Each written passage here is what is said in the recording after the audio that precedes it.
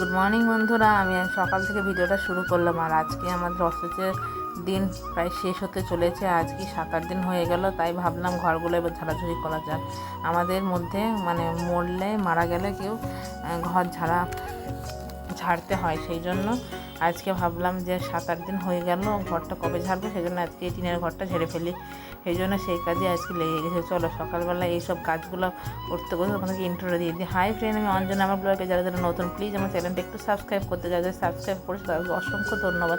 বড়দের প্রণাম, ছোটদের ভালোবাসা দিয়ে আমি আমার ব্লগটা শুরু করলাম। কেউ কিন্তু ভিডিওটা স্কিপ করো না, অবশ্যই সবার ভালো লাগবে। আর আমি টাইম টু টাইম ভিডিওটা দিতে পারছি না বলে কেউ আমাকে ছেড়ে চলে যায় না, প্লিজ। সবাইকে বলছি, অসুস্থের কারণে টাইম টু টাইম ভিডিওটা দিতে পারছি না, কারণ বাড়িতে একটু অসুবিধার কারণে তোমাদেরকে টাইম মেনটেন করতে পারছি না। আর তোমরা যদি আমার ভিডিওগুলো ভালো লাগে তবে অবশ্যই একটা প্লিজ কমেন্ট লিখে যাও। তোমাদের কমেন্ট আমাকে উৎসাহিত করতে পারে। দেখেছো, মা ছেলে মিলে কিন্তু আমরা কাজে লেগে পড়েছি। আর আমি করছি এইদিকে ঝাড়াঝুড়ি করছি, আর ছেলেকে বললাম, ছেলে বলছে লাইটের নোংরা পড়েছে, মা আমি তাহলে তুই তাহলে লাইটটা মুছ। আমি তাহলে এগুলো ঝাড়াঝুড়ি করিনি, সেই জন্য এইদিকে ঝাড়াঝুড়ি করতে করতে ছেলে লাইটগুলো মুছে নিচ্ছে, তারপরে মাসগুলো মুছে নিচ্ছি। মানে বাঁশের ঘর হয়েছে তো কী হয়েছে, টিনের ঘর হয়েছে তো কী হয়েছে, কিন্তু যদি যত্ন করে রাখা যায় তো সেটাই স্বর্গ মনে হবে। তাই আমার কাছে এটাই আমার স্বর্গ।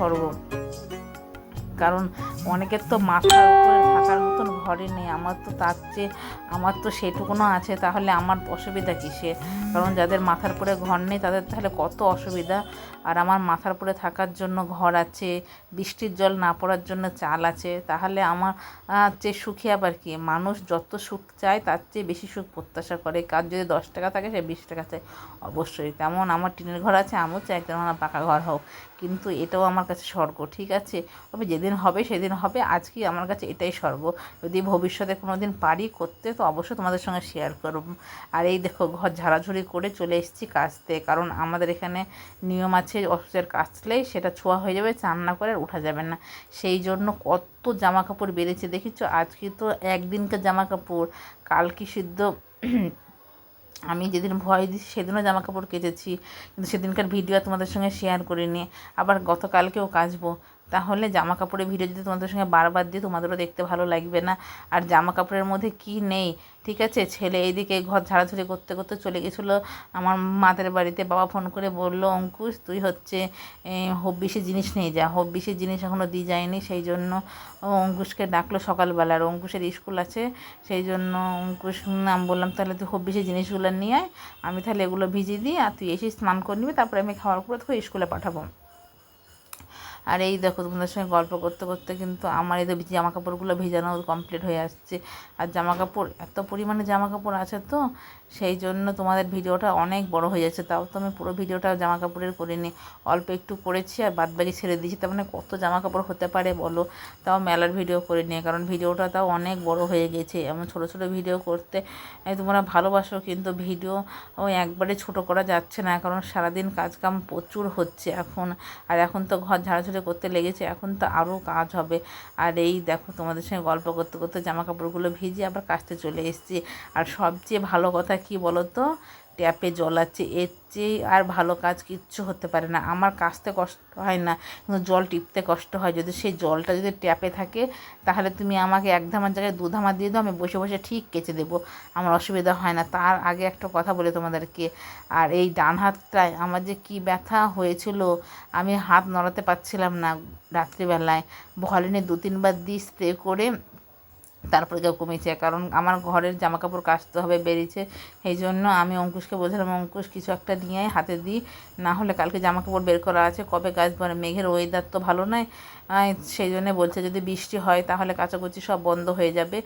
সেই জন্য ভলিনি নিয়ে এসে 2-3 বার স্প্রে করেছি, রাত্রিবেলায় ঠিক হয়ে গেছে। সেই জন্য আমার সুবিধাও হয়েছে। আর অঙ্কুশকে বলছি, বাবা তুই শুধু দেখা আমি কত জামা কাপড় কেচেছি, সেটা তুই বন্ধুদের সঙ্গে শেয়ার কর। আর এই দেখো, এখানে গুচ্ছের পালা দিয়ে আছে, ওই কলের পাড়ে গুচ্ছের পালা দিয়ে আছে, তারপরে নিচে পালা দিয়ে আছে, এখনও কাচতে বাকি আছে ধামাতে। তাহলে কত জামা কাপড় তোমরা ভাবো। আর এই দেখো, ট্যাপের জলটা কিন্তু যাওয়ার ভাবও চলে এসছে। ট্যাপের জলটা চলে গেলে কি অসুবিধা হবে। তারপরে আবার দুটো ক্যাথাও কেচেছি। ওই ক্যাথা দুটো কাচতে গিয়ে আমার কষ্ট হয়ে গেছিলো তখন, কারণ তখন আর ট্যাপের জল ছিল না। আর কি কাছে নিয়ে বিছনা আর চাদর থেকে শুরু করে পর্দা মর্দা টু জেড ঘরে যা যা থাকে, মানে কোনো একটা জিনিস কাচার মতন নাই তা নাই। আর তোমাদের সঙ্গে গল্প করতে করতে ঝাড়াঝুড়ি কেচে মেল দিয়ে চলে এসেছি মটর সিদ্ধ করতে, কারণ ছেলে যাবে স্কুলে। মটর দিয়ে আলু দিয়ে বেচারা সিটি দিই, ওর মধ্যে লঙ্কা কেটে দেবো, দিয়ে ঘি নামিয়ে দেবো।